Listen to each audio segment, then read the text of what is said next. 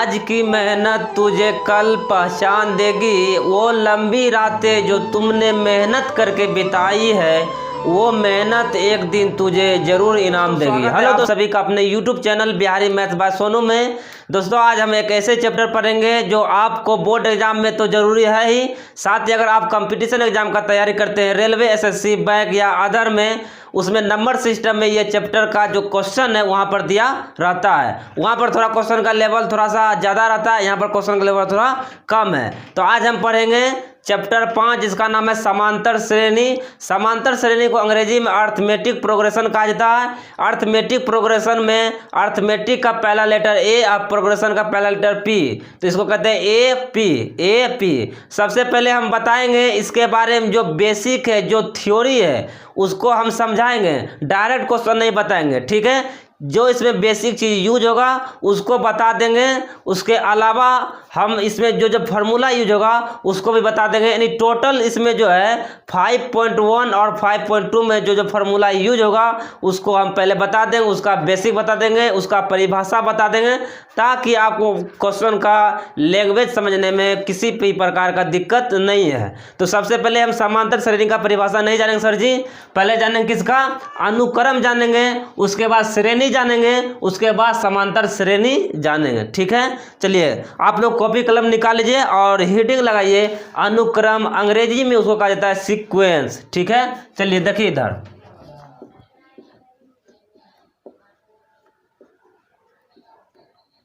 अनुक्रम सर जी इसको कहता है अंग्रेजी में सीक्वेंस।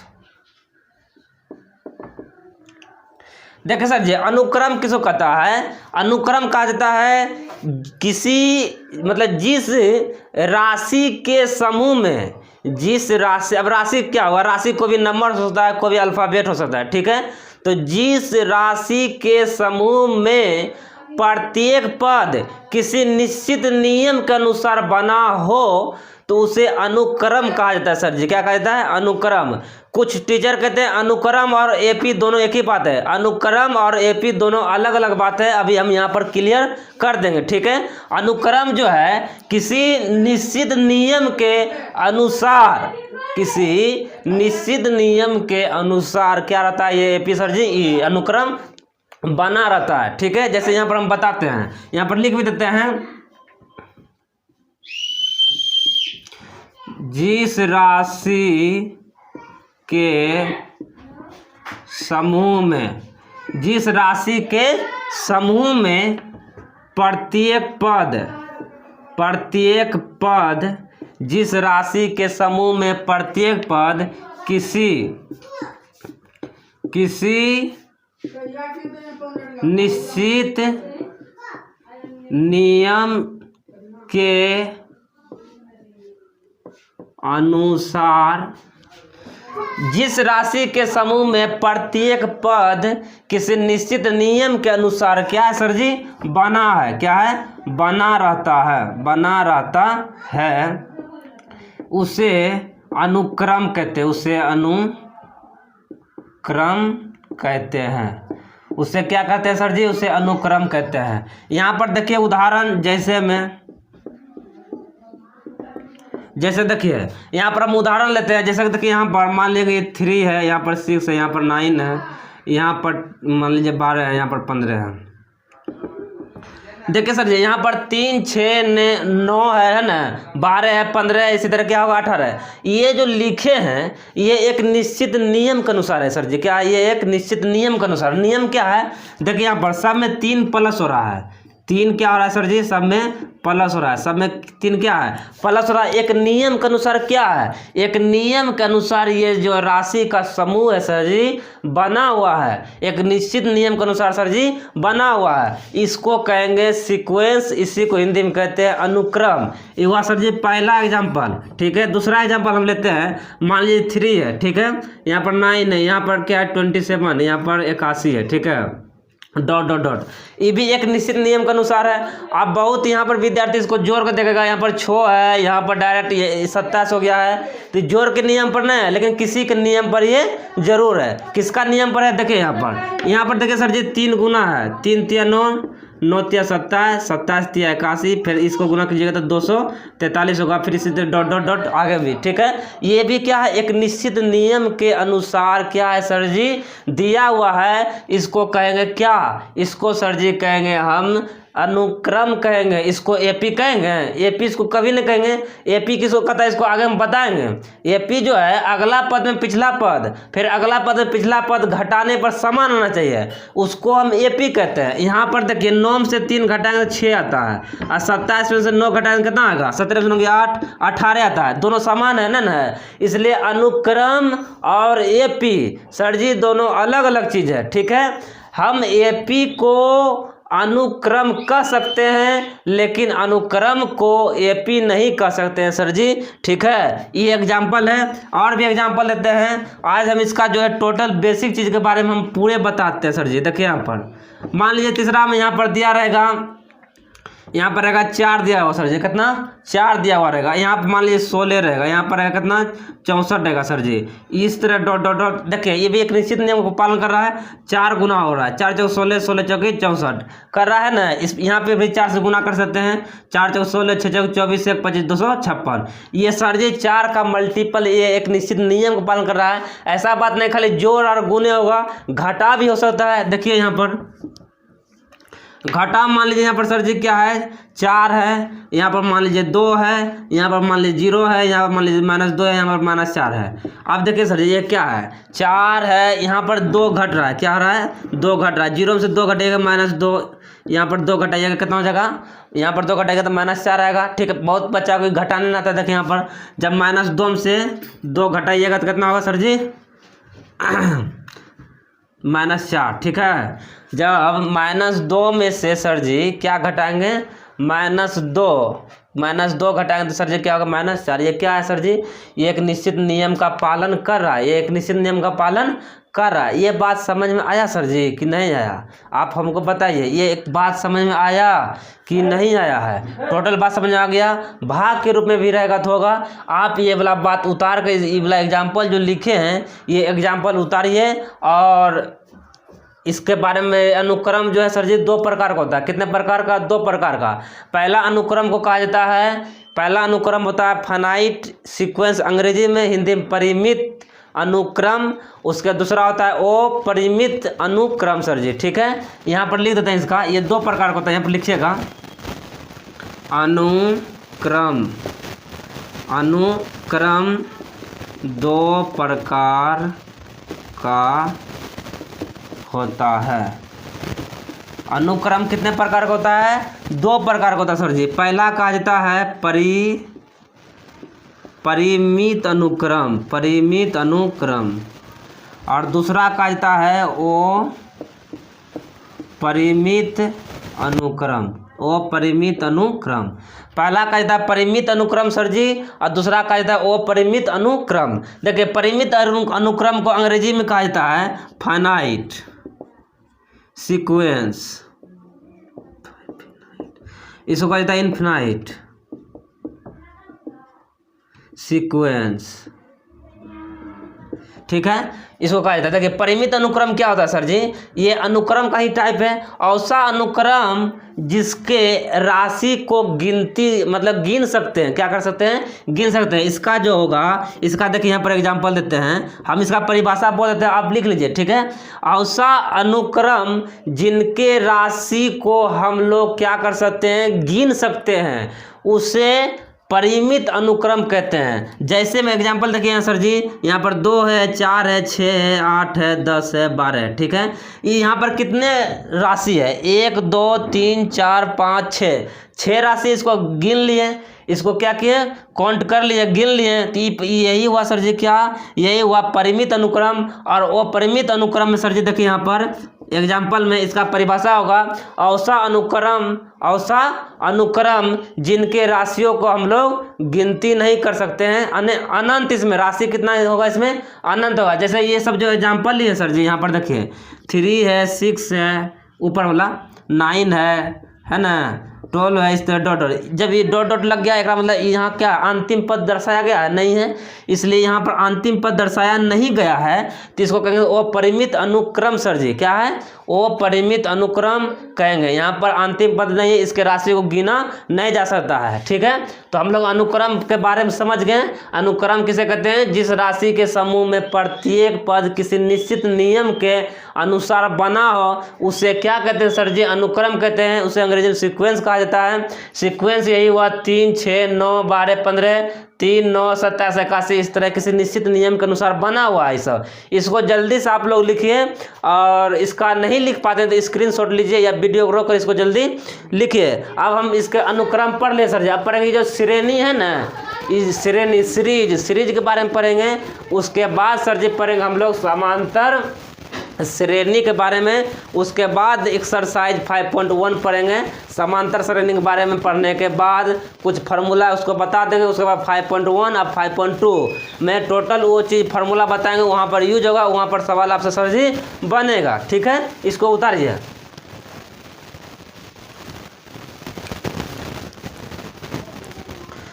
चलिए सर जी देखिए, यहाँ पर उतारने के बाद अब देखिए इसको मिटाते हैं।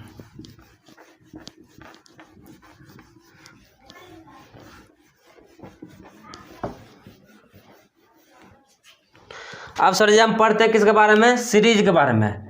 सीरीज कहे तो क्या? श्रेणी। क्या? श्रेणी।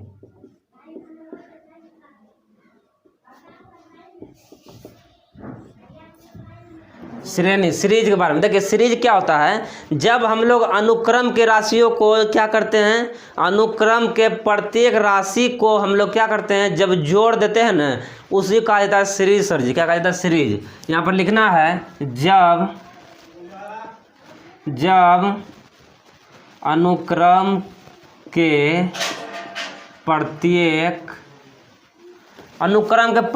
पद के या प्रत्येक राशि के पद किसको कहता है? देखिए सर जी यहाँ पर जैसे ये 3 है, 6 है, 9 है, 12 है, ये सब क्या? ये सब राशि भी कह सकते हैं, इसको पद भी कह सकते हैं। पहला पद, दूसरा पद, तीसरा पद, चौथा पद, इस तरह से इसको पद भी कहते हैं। तो यहाँ पर समझना है कि जब अनुक्रम के प्रत्येक पद को आपस में जोड़ देते हैं या अनुक्रम के प्रत्येक राशि को जोड़ दिया जाता है, अनुक्रम के प्रत्येक राशि को जोड़ दिया जाता है तो उसे श्रेणी कहते हैं। उसे क्या कहते हैं सर जी? उसे श्रेणी कहते हैं। उसे क्या कहते हैं? उसे श्रेणी कहते हैं। उसे श्रेणी कहते हैं सर जी। जैसे एग्जांपल में हम देखते हैं, एग्जांपल सर जी जैसे देखिए यहाँ पर एग्जांपल लेते हैं दूसरा कलर से। जैसे एग्जांपल में मान लीजिए कि ये क्या है? 3, 6, 9, ये क्या है? ये क्या है? ये एक सीक्वेंस है। क्या? ये एक सीक्वेंस है।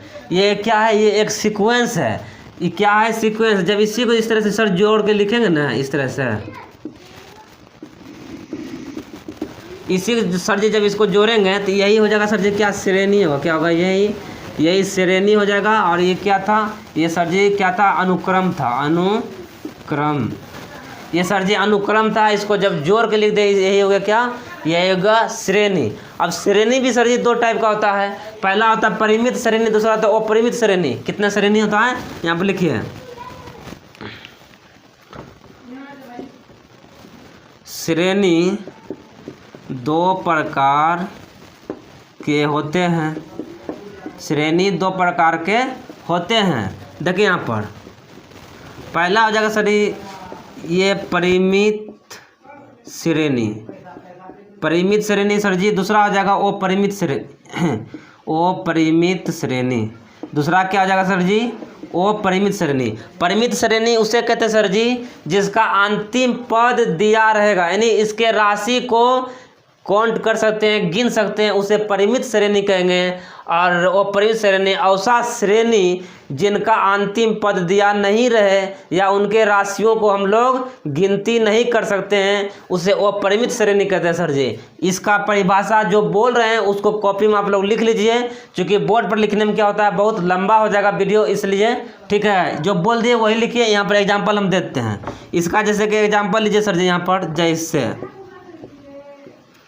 जैसे सर जी एग्जाम्पल इसका लेते हैं, एग्जाम्पल परिमित श्रेणी का, जैसे कि मान लीजिए यहाँ 3 है, ये दूसरा एग्जाम्पल लीजिए, तो बार बार कहिएगा खाली 3 वाला एग्जाम्पल लेते हैं ना।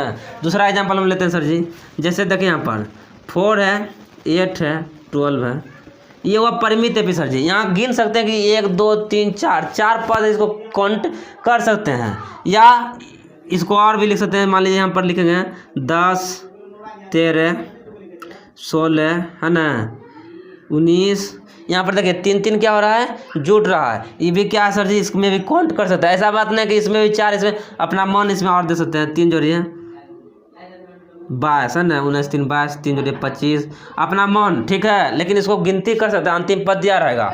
और परिमित श्रेणी क्या होता है सर जी, जैसे देखिए यहाँ पर लेते हैं सर जी 3 5 7 9 11 डॉट डॉट डॉट, इस तरह डॉट डॉट। इसमें अंतिम पद नहीं है, ऐसा नहीं करना कि यहाँ पर अंतिम में 11 रुक गया है, ये अंतिम पद 11 है। इसमें सर जी प्लस देकर डॉट डॉट डॉट दिया गया, इसका मतलब है वो अंतिम पद इसमें दिया हुआ नहीं है सर जी। ये बात आपको समझ में आया, अनुक्रम और श्रेणी के बारे में समझ में आया। अब हम लोग समझेंगे सर जी जो दिया है, ये सर जी दिया है समांतर श्रेणी, उसके बारे में हम लोग समझेंगे। किसके बारे में समझेंगे, अब हम लोग समझेंगे समांतर श्रेणी के बारे में। ठीक है सर जी, इसको जल्दी से लिखिए, इसको जल्दी से लिखिए, अब समांतर श्रेणी पढ़ाते हैं।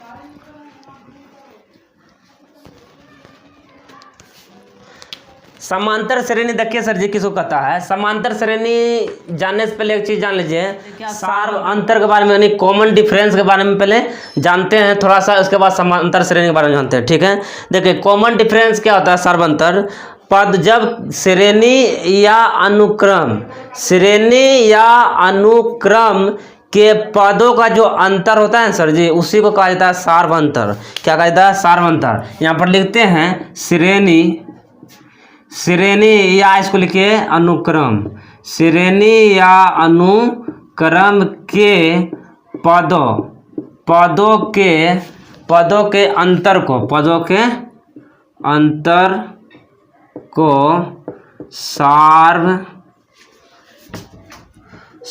अंतर कहते हैं, सार्व अंतर कहते हैं। एग्जाम्पल देखिए सर जी, यहाँ पर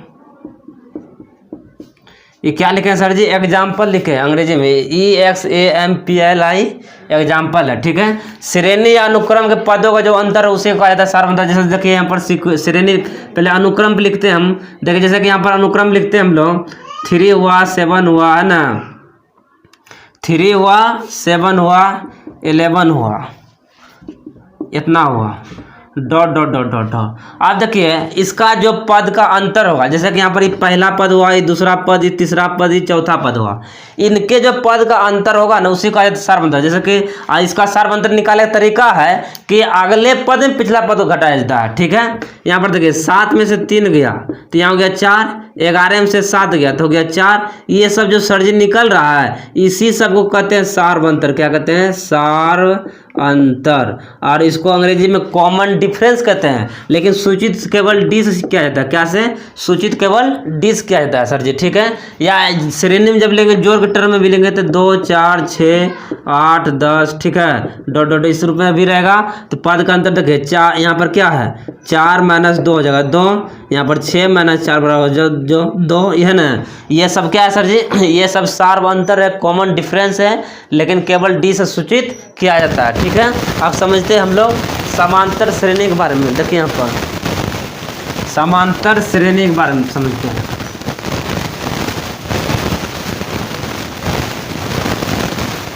देखिए समांतर श्रेणी क्या होता है,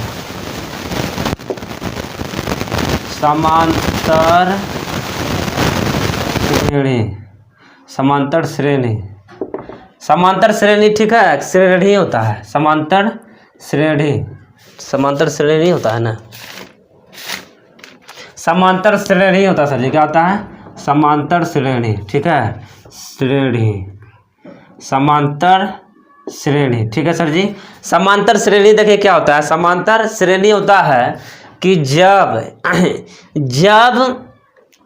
अनुक्रम, बात समझिएगा, जब किसी अनुक्रम का पदों का अंतर या सार्व अंतर हर स्थिति में एक समान होता है तो उसी को कहा जाता है समांतर श्रेणी सर जी। क्या कहता है? समांतर श्रेणी। ठीक है, समांतर श्रेणी किसे कहा जाता है सर जी?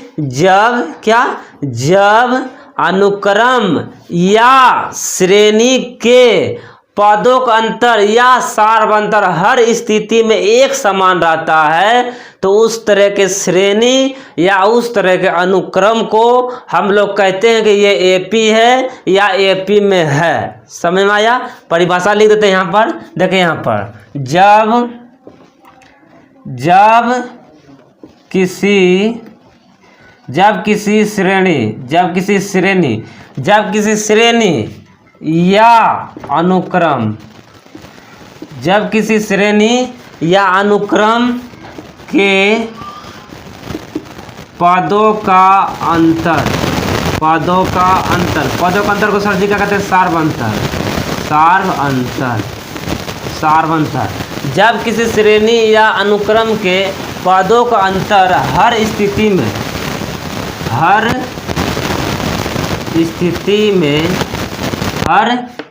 में एक समान रहता है, एक समान रहता है,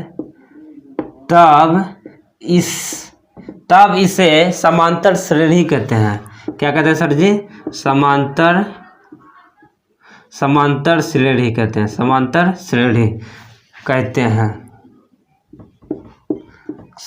श्रेणी कहते हैं सर जी। ठीक है, यही समांतर श्रेणी को शॉर्ट में एपी लिखा जाता है। ठीक है, यहाँ पे लिख देते हैं ये बात, इसे एपी लिखा जाता है।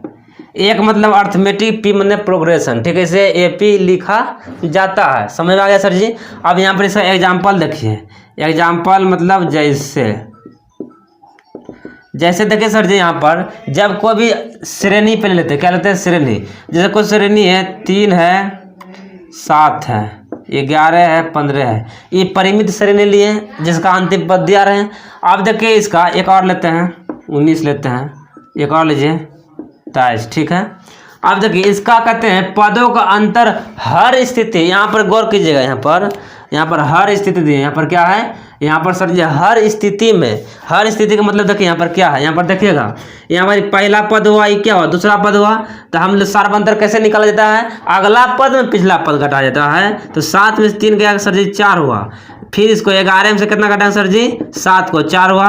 15 में से सर जी क्या किए? 11 घटाए 4 हुआ। मतलब हर स्थिति, इसी का कहता है हर स्थिति में देख रहे हैं, कि सार्व अंतर जो है माने पदों का अंतर क्या आ रहा है सर जी? 4 आ रहा है। इसलिए ये जो सीरीज है, ये जो श्रेणी है, ये श्रेणी सर जी एपी में है, ये एपी कहलाएगा। समझ में आ गया सर जी? अब देखिए ये सीरीज का एग्जांपल लिए, अब हम लेते हैं अनुक्रम का एग्जांपल। किसका? अनुक्रम, सीक्वेंस का एग्जांपल लेते हैं। ये जो अनुक्रम है, सीक्वेंस है, इसका एग्जांपल लेते हैं। देखिए इधर लेते हैं, इसका मान ये पहला एग्जांपल, यहाँ पर दूसरा एग्जांपल लेते हैं सीक्वेंस का। जैसे यहाँ 3 है 6 है 9 है 12 है 15 है डॉट डॉट, इसमें लेते हैं इन्फिनिटी वाला।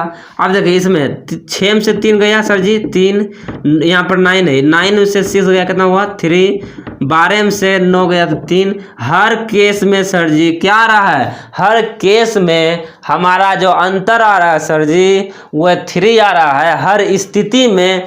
इसलिए ये भी समांतर श्रेणी में है और ये भी समांतर श्रेणी में है। ये बात आपको समझ में आया कि नहीं आया? ये बात अगर आपको समझ में आ गया सर जी तो अब यहाँ से कंप्लीट होता है सब चीज़। अब एक फार्मूला हम बताएंगे, वो फार्मूला के मदद से आपका एक्सरसाइज 5.1 और 5.2 दोनों कवर हो जाएगा। उसके बाद 5.3 बनाने के लिए एक अलग से फार्मूला बताएंगे। वो पदों का योग होता है Sn बराबर n/2 × 2a + n-1 × d, या Sn बराबर n/2 × a + an से वो 5.3 में जब हम पढ़ाएंगे ये वाला फार्मूला वहाँ पर बताएंगे, समझा देंगे अच्छा से। अभी जो फार्मूला बात करेंगे वो वाला बता रहे हैं, इसको पहले छाप लीजिए कॉपी में। इसको सर जी जल्दी जल्दी क्या कीजिए, छापिए। छाप लिए होंगे उम्मीद है।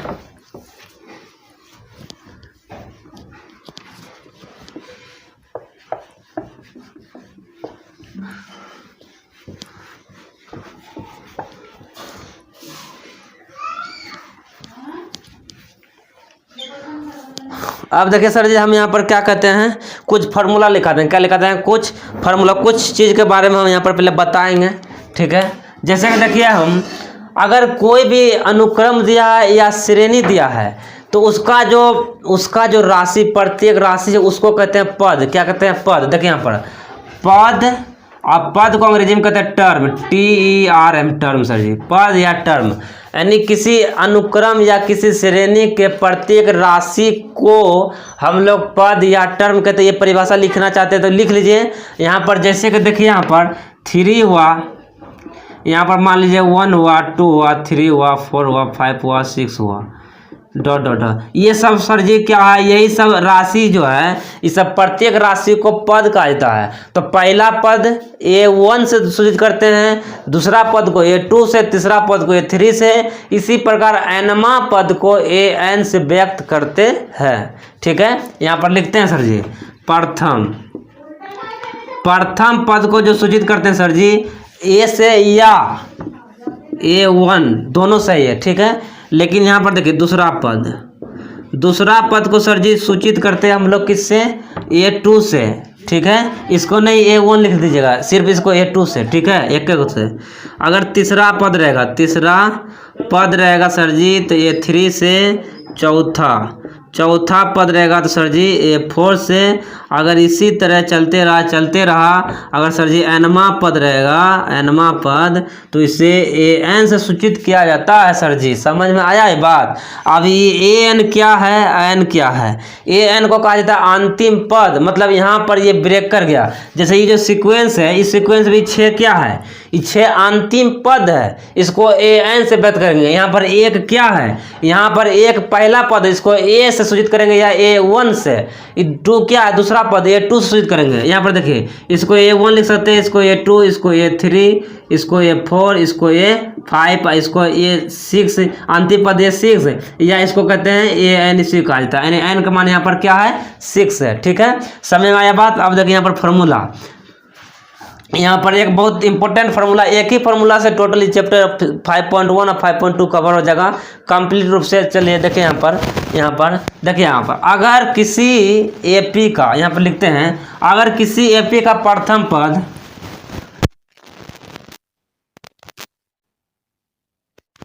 सार्व अंतर D है, ठीक है। अगर किसी AP का प्रथम पद A है, सार्व अंतर सर जी D है, ठीक है। यहाँ पर इसको A समझना है, 9 नहीं समझना, 9 है, ठीक है। प्रथम पद A, सार्व अंतर सर जी D है। क्या सार्व अंतर D है। और अंतिम पद कहिए या nवां पद कहिए, अंतिम पद AN, या कभी कभी AN को TN से भी व्यक्त करते हैं। और n, इसको कहते हैं nवां पद भी, या पदों की संख्या कहिए। अंतिम पद हुआ, पदों की संख्या बराबर n रहेगा। n का मतलब क्या हुआ, जितना भी पद है, जैसे कि n यहाँ पर समझाते हैं, जैसे 2 है, 4 है, 6 है, 8 है, 10 है सर जी। इसमें प्रथम पद 2 हुआ, समझ आ रहा है। कॉमन डिफरेंस कहेगा तो 4 में से 2 गया 2, 6 में से 4 गया 2, वो क्या है, कॉमन डिफरेंस है। अंतिम पद सर जी यहाँ पर क्या है, AN का मान 10 है। और यहाँ पर N का मान क्या होगा, N का मान कितना है, 1 2 3 4 5। यहाँ पर टोटल कितना पद है, वो पदों की संख्या को N से व्यक्त करते हैं। अंतिम पद को AN से या TN से, सार्व अंतर को D से, और प्रथम पद को A से। सार्व अंतर निकालने का तरीका बता दें। सार्व अंतर कैसे निकाला जाता है, जब अगला पद में पिछला पद घटाया जाएगा, जैसे A3 में A2 घटाएंगे, A4 में A3 घटाएंगे, है ना। इस रूप से A5 में मान लीजिए A4 घटाएंगे। इस रूप में क्या निकाला जाता है सर जी, इस रूप में निकाला जाता है सार्व अंतर, यानी common difference. Common difference CD होता है, लेकिन इसे केवल और केवल D से व्यक्त किया जाता है, ठीक है। अब यहाँ पर ये चीज़ हटाते हैं।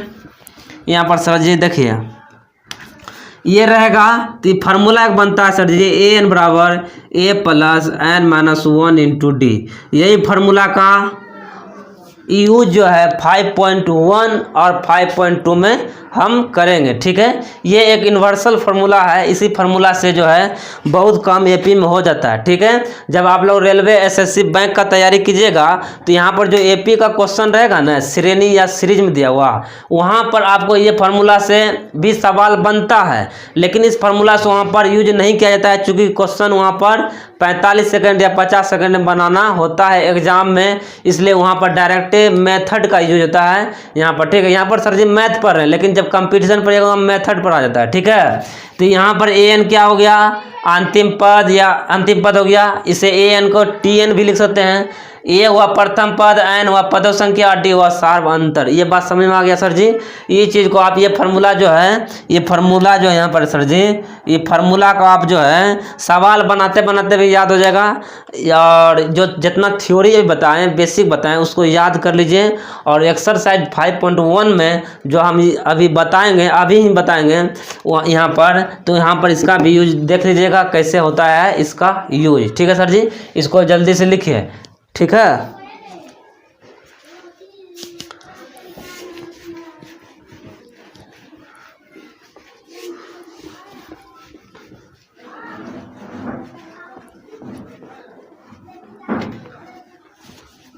आप देखिए सर जी, यहाँ पर हम बताते हैं,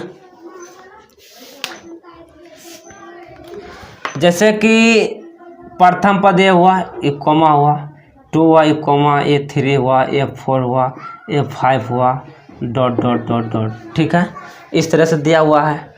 अंतिम यहाँ पर लिखिए an, क्या है यहाँ पर 5 6, इस तरह संख्या कितना तक गया, पद n तक गया। कहाँ तक गया, n तक। काउंट नहीं किया तो उसका नाम रख दिए n। ठीक है, अब देखिए इसको जो है A1 है, क्या है,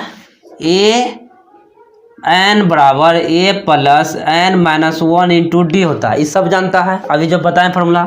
तो अगर ये n के मान पर 1 रखेंगे, अगर पहला पद निकालना चाहेंगे, देखिए क्या होता है, a प्लस 1 माइनस 1 गुना डी। देखिए यहाँ पर a, एक में से एक गया सर जी, एक कट गया, हो गया 0 गुना डी। यहाँ पर सर जी a प्लस 0 गुना डी, तो 0 बराबर a, यानी a पहला पद को क्या चीज सूचित करेंगे, a से। ठीक है सर जी, a से। अब देखिए दूसरा पद, a अगर 2 रहेगा तो क्या होगा, a प्लस, यहाँ पर n के मान पर होगा 2 माइनस 1 गुना डी। अब देखिए a प्लस 2 से गया 1 गुना डी, a प्लस 1 गुना डी, यानी हम सर जी A2 को a प्लस डी लिख सकते हैं। ठीक है, उसी प्रकार सर जी देखिए A3 को a प्लस 3 माइनस 1 गुना डी बराबर a plus 2d।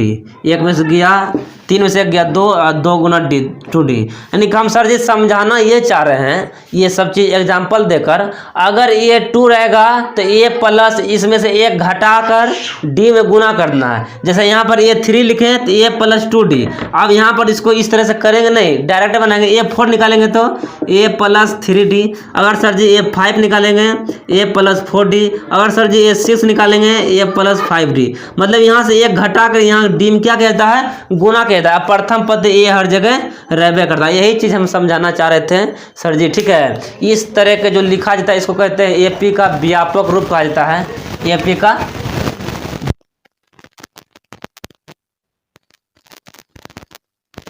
3d a plus 4d। अगर n रहेगा तब सर जी, अगर n रहेगा तब क्या होगा, यहाँ पर a n रहेगा तो ये n के लिए ये बोला हुआ व्यापक पद कहा जाता है, इसको व्यापक रूप, क्या व्यापक रूप कहा जाता है, a plus n minus 1 into D. यहाँ तक गया, इसी चीज़ को सर जी कहा जाता है व्यापक रूप। क्या कहा जाता है सर जी, व्यापक रूप। एपी का व्यापक रूप इसी को कहा जाता है सर जी। ठीक है, ये चीज़ समझाना चाह रहे थे। अब फार्मूला भी हो गया, ये व्यापक रूप भी हो गया। अब एक्सरसाइज 5.1 निकालिए। ठीक है,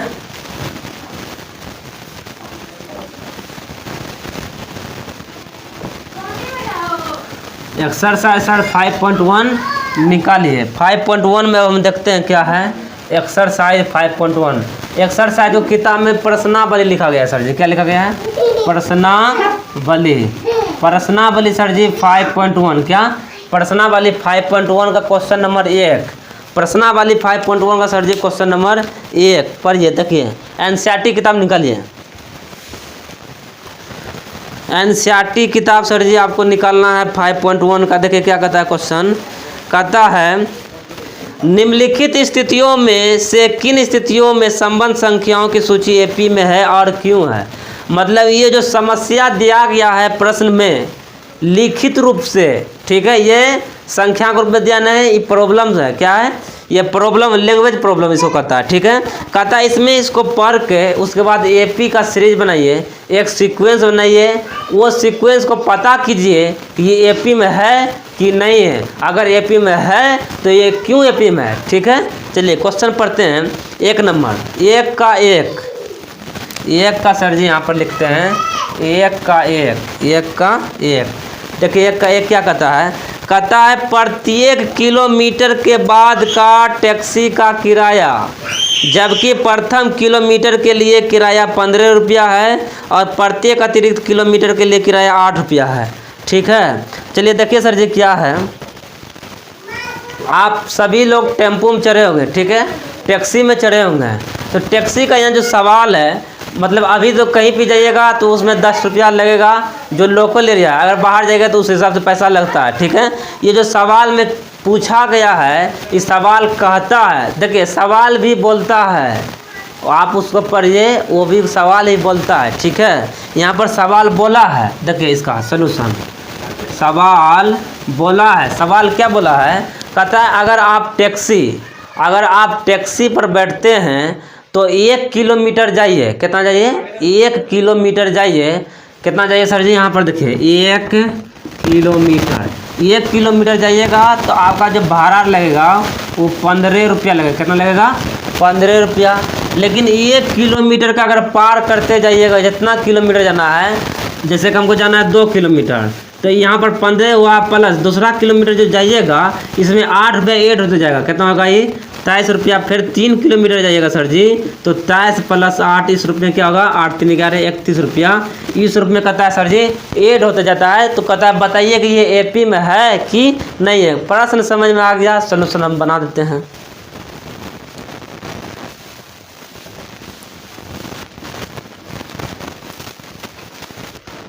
देखिए सोल्यूशन यहाँ पर,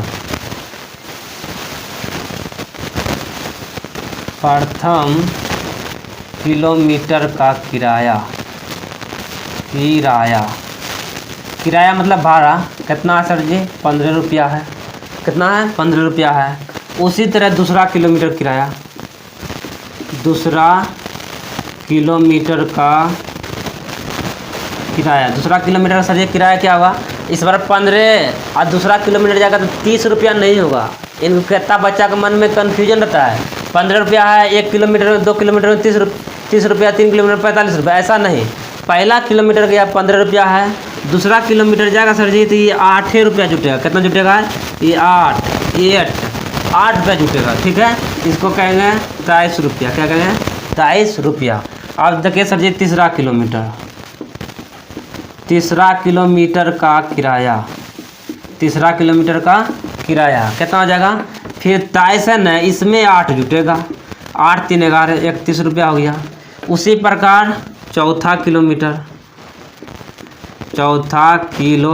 क्या मैंने किलोमीटर का किराया क्या होगा, 31 प्लस 8 बराबर 39 रुपया है सर जी। देखिए इसी तरह जितना आप किलोमीटर जाइएगा, जितना दूर जाइएगा उतना 8 रुपये क्या होगा, जुट जाएगा।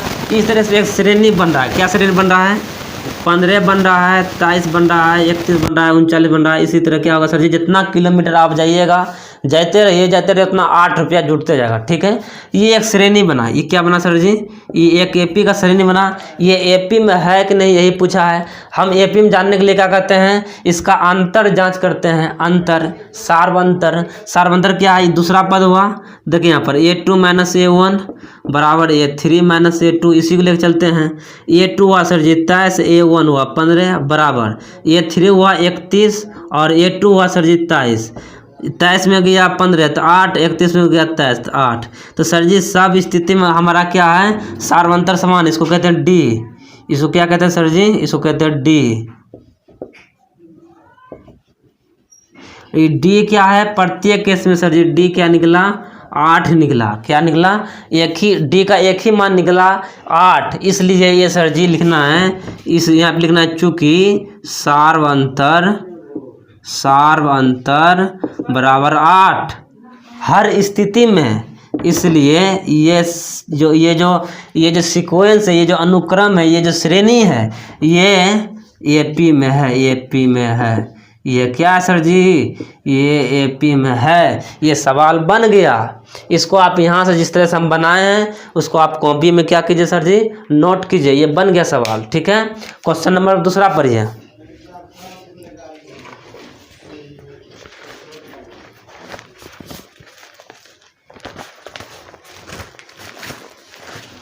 क्वेश्चन नंबर सर जी दूसरा पढ़िए।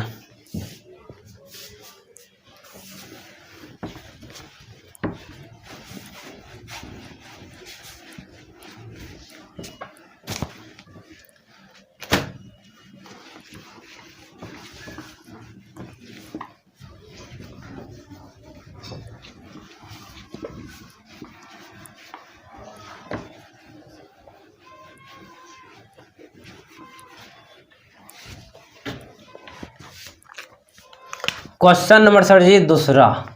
क्वेश्चन नंबर दूसरा देखिए क्या कहता है। क्वेश्चन नंबर दूसरा कहता है किसी बेलन में, बेलन मैंने सिलेंडर, ठीक है, उपस्थित हवा, उपस्थित मैंने प्रेजेंट, उसमें हवा कितना है, गैस कितना है की मात्रा, जबकि वायु निकालने वाला पंप प्रत्येक बार बेलन की शेष हवा का 1/4 भाग बाहर निकाल देता है। देखिए प्रश्न को समझिएगा ध्यान से। ये प्रश्न जो है बहुत बच्चा गलती करता है, इसलिए इस प्रश्न को समझाना अच्छी तरह से मेरी जिम्मेदारी है।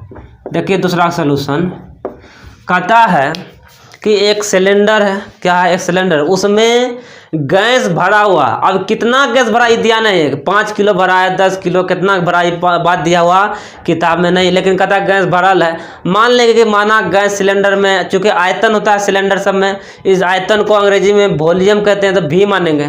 तो क्या कहेंगे, माना कि बेलन में उपस्थित हवा, उपस्थित गैस बराबर भी घन इकाई है। समझ आ गया?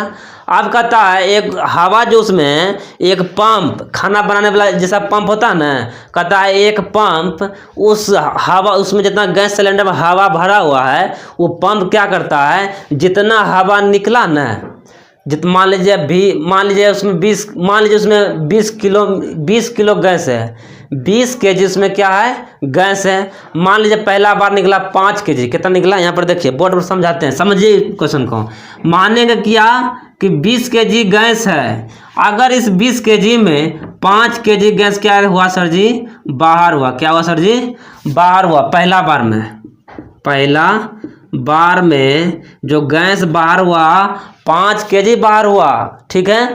अब इसमें कितना शेष बचा सर जी, इसमें शेष बच्चा 15 kg।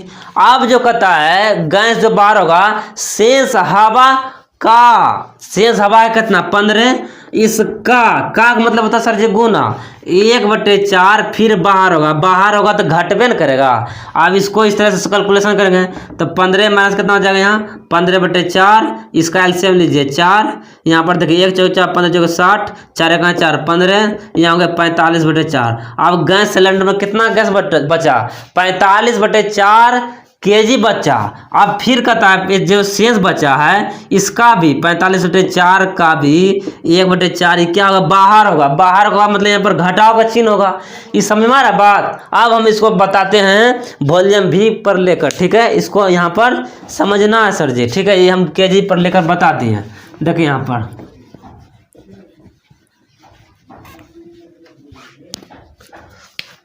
माना है सर जी, माना सिलेंडर या हिंदी में बेलन, माना सर जी बेलन में उपस्थित हवा की मात्रा, माना बेलन में उपस्थित हवा की मात्रा सर जी भी मैंने वॉल्यूम, आयतन, घन इकाई। माना बेलन में उपस्थित हवा की मात्रा सर जी भी घन इकाई, ठीक है। अब देखिए प्रश्न क्या कहता है, प्रश्न देखिए सर जी क्या कहता है, प्रश्न कहता है कि बेलन में उपस्थित हवा की मात्रा भी घन इकाई हो गया, उसमें उपस्थित है।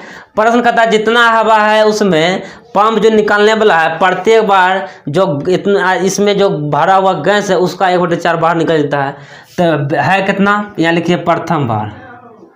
प्रथम बार कितना गैस निकलेगा, पूरा गैस कितना है, गैस है भी का 1/4 निकलेगा। तो बताइए यहाँ पर क्या आ जाएगा, इधर बनाते हैं v माइनस भी गुना 1, तो v/4। ठीक है, इसका एलसीएम होगा 1 और 4 का एलसीएम 4, 1 का टेबल में 4 बार में, तो 1 चौके 4 भी चौके 4 भी माइनस 4 1 4, तो यहाँ पर होगा 1 भी, तो यहाँ 4 भी से 1 भी गया, 3v बटे कितना गया 4।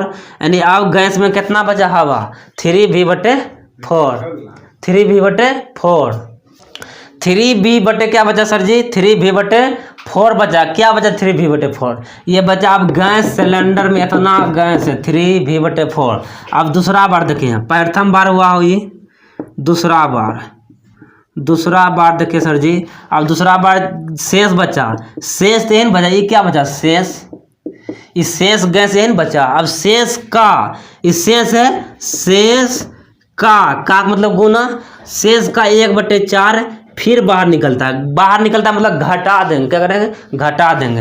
इधर देखिए 3v/4, इधर देखिए माइनस 3v गुना 1, 3v ऊपर गुना था 4 चौके 16 नीचा, यहाँ v 4, इस 4 और 16 का एलसीएम 16, 4 चौके 16, 3 चौके 12, v माइनस 3v बराबर हो गया 12 भीम से 3 भी गया, तो सर जी 9v/16। हम एक बार प्रथम बार निकाले, दूसरा बार निकाले, फिर तीसरा बार इसी तरह निकालेंगे तो एक सीरीज बनेगा, एक श्रेणी बनेगा, एक अनुक्रम कहिए बनेगा। तो देखिए कैसे बनेगा, यहाँ पर लिखिए। तो अनुक्रम क्या बना सर जी, पहला बार था गैस कितना v, उसके बाद शेष बचा कितना 3v/4, उसके बाद बचा कितना 9v/16, इसी तरह चलते रहेगा। अब इसको हम चेक कर लेते हैं कि ये एपी में है कि नहीं, चेक करने के लिए A2 माइनस A1 बराबर A3 माइनस A2, A2 कितना है 3v/4 माइनस A1 भी है बराबर A3 है ना, भी है सर जी 9v/16 माइनस A2 कितना है, ये ना 3v/4, इसका कुछ नीचा में 1 है, एलसीएम होगा 4, ये होगा 3v 1 चौके 4, तो 4v, इधर हो गया एलसीएम सर जी 16, तो 9v माइनस 4 चौके, तो 3 चौके 12v, 3 भीम से 4 भी गया तो माइनस v/4 बराबर 9 भीम से 12 भी गया तो माइनस 3v/16। देखिए सर जी यहाँ पर ये दोनों का मान बराबर नहीं है, माइनस v/4 इधर माइनस 3v/16 है, ये चूंकि बराबर नहीं है सर जी, इसलिए यहाँ पर लिखना है कि ये एपी में नहीं है। यहाँ पर लिखना है चूंकि सार्व अंतर बराबर नहीं है, इसलिए ये एपी में नहीं है, ये एपी में नहीं है सर जी। यही होगा इसका आंसर। ठीक है, आज के वीडियो में हम लोग यहीं तक रहने देते हैं। प्रश्नावली 5.1 का प्रश्न संख्या 1 का 1 और 2 कर लिए, इसमें 4 प्रश्न है, 3 4 और उसके बाद 2 में जितना प्रश्न है टोटल कल के वीडियो हम कर लेंगे। अगर मेरा वीडियो से आपको कुछ लाभ हो रहा है, आपका मन कर रहा है तो चैनल को सब्सक्राइब कर लीजिए, मन नहीं कर रहा तो मन को किसी को रोक सकता नहीं है ना, इतना मेहनत कर रहे हैं तो चैनल को सब्सक्राइब करना आपका फर्ज है। ठीक है सर जी, बाकी आपके ऊपर निर्भर करता है आप करते हैं कि नहीं, इसको पूरा उतार लीजिए। ठीक है, आज के वीडियो में यहाँ तक ही। जय हिंद, जय भारत।